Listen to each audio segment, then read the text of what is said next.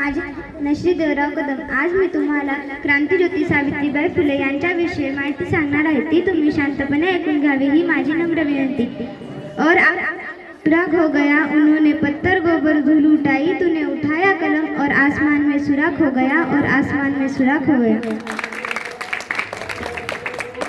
आज आपण गगनभेदी भरारी घेणाऱ्या व आपल्यासारख्या चिमुकल्यांना उंच भरारी घेण्याचं सामर्थ्य देणाऱ्या क्रांतिज्योती सावित्रीबाई फुले यांच्या जयंतीनिमित्त येथे जमलेलो आहोत। तर आदरणीय व्यासपीठावरील उपस्थित मान्यवर व माझ्या विद्यार्थी मित्रांनो, सावित्रीबाई फुले हे केवळ एक नाव नाही तर एक पर्व आहे। त्या एक पर्वणी आहेत, एक ज्योत जिने महिलांच्या जीवनात शिक्षणाचा सूर्य पेटवला आणि या भारतीय समाजात खऱ्या अर्थाने प्रकाश पसरवला।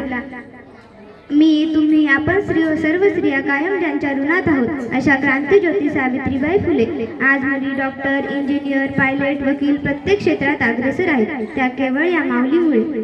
ज्या प्रत्येक यशस्वी पुरुषामागे ज्याप्रमाणे एक स्त्री असते, त्याचप्रमाणे या यशस्वी माऊलीच्या मागे समाजाचा विरोध पत्करणारा एक प्रखर पुरुष होता, ते म्हणजे क्रांतिसूर्य महात्मा ज्योतिबा फुले।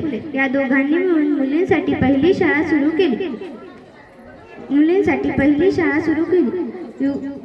स्त्रिया मुक्त झाल्या। युगायुगांच्या अज्ञानांच्या बेड्या ज्यांनी आपल्या पायातून काढल्या आणि स्त्रिया मुक्त झाल्या। 4 पुस्तकं वाचल्याने जगातील ज्ञान स्त्रियांना कळू लागले। या क्रांतिज्योती सावित्रीबाई फुले यांच्या पावन स्मृतीस अभिवादन करून मी इथेच थांबते। धन्यवाद।